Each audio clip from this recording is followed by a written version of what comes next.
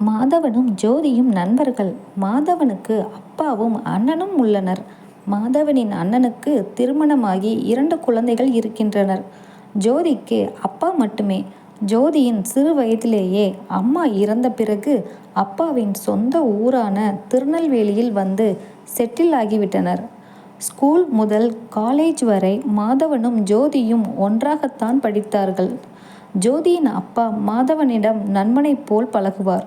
மாதவன் அவன் வீட்டில் இருந்ததை விட ஜோதியின் வீட்டில் இருந்ததுதான் அதிகம். இது மாதவனின் அண்ணனுக்கும் அப்பாவுக்கும் பிடிக்கவில்லை. எத்தனையோ முறை சொல்லி பார்த்தும் மாதவன் கேட்பதாக இல்லை. ஜோதி பிஎட் படித்து முடித்து தனியார் பள்ளி ஒன்றில் ஆசிரியராக பணியில் சேர்ந்தாள். ஆனால் மாதவனுக்கு வேலை எதுவும் அமையவில்லை. இதனால் அண்ணனும் அப்பாவும் மாதவனை மதிப்பதில்லை. வேலை செய்யாமல் வெட்டிச்சோறு தின்கிறான் என்று அண்ணன் அடிக்கடி குத்தி காட்டினான். இதனால் வீட்டில் சாப்பிடுவதை குறைத்து கொண்டான். ஜோதியின் வீட்டிலேயே 3 வேளையும் சாப்பிட்டு வந்தான். ஜோதியின் அப்பா ஆரம்பத்தில் ஒன்றும் சொல்லாமல் இருந்தவர் நாட்கள் செல்ல செல்ல அவரும் சாடை மாடையாக குத்தி காட்ட ஆரம்பித்தார். எப்படியாவது ஒரு நல்ல வேலையை ரெடி பண்ண வேண்டும் என நினைத்து நண்பர்கள் மூலம் வேலை தேட ஆரம்பித்தான். சென்னையில் தன்னுடன் படித்த மணி அவனுடைய கம்பெனியில் வேலைக்கு ஆள் எடுப்பதாக கூறினான். சென்னைக்கு போவதற்கு ஜோதியிடம் பணம் வாங்கி கொண்டு இன்டர்வியூக்கு கிளம்பினான். ஆனால் மாதவனின் கெட்ட நேரம் அந்த வேலை அவனுக்கு கிடைக்கவில்லை. மாதவன் சென்னையிலிருந்து திருநெல்வேலிக்கு பேருந்தில் புறப்பட்டான். பேருந்து கிளம்பியதும் பேருந்தின் முன்னால் ஒரு பெண் வண்டியை நிறுத்தி ஏறினாள். அவள் வேகமாக ஓடி வந்து மூச்சிறைக்க மாதவனின் அருகில் வந்து உட்கார்ந்தாள். மாதவன் அந்த பெண்ணையே மெய்மறந்து பார்த்து கொண்டிருந்தான். அந்த பெண் மாநிறம், நீல வண்ண டாப்ஸ், ஜீன்ஸ் பேண்ட் என பார்க்க அழகாகவும் கொஞ்சம் மாடலாகவும் இருந்தாள். மாதவனுக்கு அந்த பெண்ணை மிகவும் பிடித்திருந்தது. அவளிடம் பேச வேண்டும் போல் இருந்தது.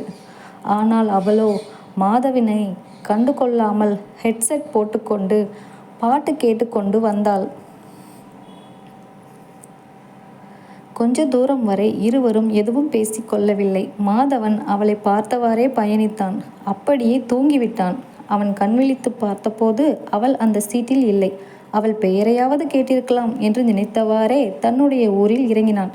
ஜோதியின் வீட்டிற்கு சென்றான். ஜோதியின் அப்பா இன்டர்வியூவில் நடந்ததை கேட்டார். இங்கிருந்து போனது முதல் திரும்பி வந்தது வரை அனைத்தையும் அவரிடம் பகிர்ந்து கொண்டான். பின் தன்னுடைய வீட்டிற்கு சென்றான். அப்பாவும் அண்ணனும் அவனிடம் வந்து நாம ஒரு இடத்திற்கு போகணும், உடனே கிளம்பு என்றனர். எங்கே என்றான். வேலையில்லாத உனக்கு கூட பொண்ணு பார்க்க போக வேண்டியிருக்குன்னு அண்ணன் சொன்னான். மாதவன் தன் அப்பாவிடம் சென்று எனக்குத்தான் வேலை இல்லையே, எனக்கு இப்போ எதுக்கு பொண்ணு பார்க்கணும் என்றான். என் நீண்ட நாள் சிநேகிதன் அவன் பொண்ணுக்கு வரன் பார்த்து கொண்டிருப்பதாக கூறினான். அவனுக்கு என்னோட சம்பந்தம் வச்சுக்கிட்டா எங்கள் நட்பும் தொடரும்னு ஆசை. அதனால தான் உனக்கு வேலை இல்லைன்னு சொல்லியும் வேலை கிடைச்சதும் கல்யாணம் வச்சுக்கலாம், இப்போ பொண்ணு வந்து பார்த்துட்டு போங்க, உங்களுக்கு ஓகேனா நிச்சயம் மட்டும் பண்ணிக்குவோம்னு சொன்னான். அதனால் உடனே கிளம்பு. அப்பா அப்பா உங்ககிட்ட இப்போ எதுவும் பேச விரும்பலை, எதுவாக இருந்தாலும் வந்து பேசிக்கலாம் என்றார் அப்பா. விருப்பம் இல்லாமல் மாதவனும் அவர்களுடன் பொண்ணு வீட்டிற்கு சென்றான்.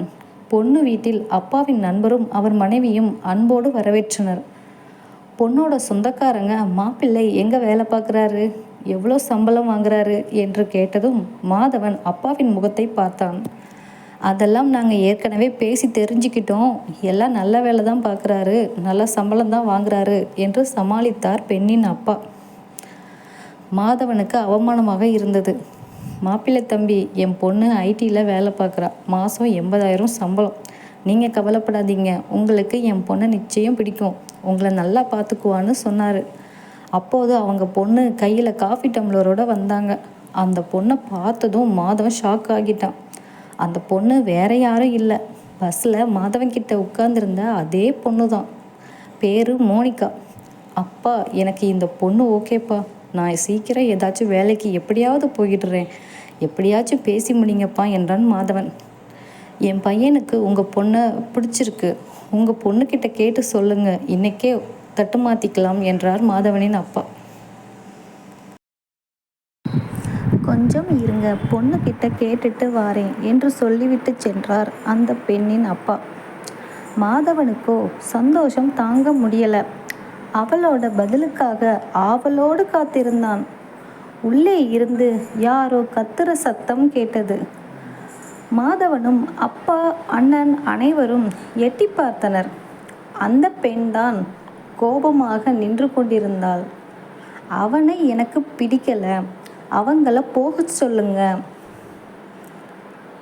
அவன் கலர் என்ன, ஏன் அழகென்ன, ஒரு வேலை வெட்டி கூட இல்லாதவனுக்கு எப்படிப்பா என்ன போய் கட்டி வைக்க நினைக்கிறீங்க?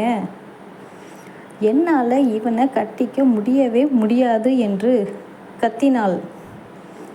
இதை கேட்டதும் மாதவனின் கண்கள் கலங்கின. அப்பாவும் அண்ணனும் அவனை சமாதானம் செய்து வீட்டிற்கு புறப்பட்டனர். அப்போ மாதவனின் ஃபோன் அடித்தது. ஜோதி தான் அழைத்திருந்தாள். மாதவன் அவள் அழைப்பை துண்டித்தான். வீட்டிற்கு சென்றதும் தனியே அறையில் உட்கார்ந்து மோனிகா சொன்னதையே நினைத்து கொண்டிருந்தான். வீட்டில் இருந்தா உனக்கு சங்கட்டமா இருக்கும், எங்கேயாச்சும் வெளியே போயிட்டு வா என்று மாதவனின் அப்பா கூறினார். மாதவனும் ஜோதியின் வீட்டிற்கு கிளம்பினான். ஜோதியின் வீட்டினுள் அழுது கொண்டிருந்தாள். அருகில் இருந்த நண்பர்களிடம் நடந்ததை தெரிந்து கொண்டான். டேய் மாதவா, ஜோதி அப்பா உன்கிட்ட ஒன்று சொல்ல சொன்னாருடா. ஜோதியை மட்டும் நல்லா பார்த்துக்கிட சொன்னாருடா. அவரோட கடைசி நிமிடம் கூட நீ அவளுக்காக இருக்கிறன்னு நம்பினாருடா. ஜோதியை பத்திரமா பார்த்துக்கோடா, நாங்கள் கிளம்புறோம் என்று சொல்லிவிட்டு நண்பர்கள் அங்கிருந்து கிளம்பினார்கள். ஜோதி தனியாக இருப்பதால் மாதவன் அங்கு சென்றால் யாராச்சும் தப்பா பேசுவாங்க. ஜோதிக்கு பாதுகாப்பு வேணும் என்று நினைத்து மாதவன் ஒரு முடிவெடுத்தான். வீட்டில் யாரிடமும் சொல்லாமல் வேகமாக ஜோதி வீட்டிற்கு சென்றான். ஜோதி, வா போகலாம் என்றான் மாதவன். எங்கே மாதவா? நம்ம வீட்டுக்கு. நம்ம வீடா? ஆமாம், இனிமே என் வீடு தான் இனி உன்னோட வீடு. அழாத, உனக்கு அப்பாவா நல்ல நண்பனா நான் எப்பவும் இருப்பேன், நம்பி வா என்று அழைத்து சென்றான். மாதவனின் அப்பாவும் அண்ணனும் எதுவும் பேசாமல் அன்போடு ஏற்றுக்கொண்டனர். கதை பிடிச்சிருந்தால் லைக் பண்ணுங்கள், ஷேர் பண்ணுங்கள், கமெண்ட் பண்ணுங்கள், சப்ஸ்கிரைப் பண்ணுங்கள். தேங்க்யூ.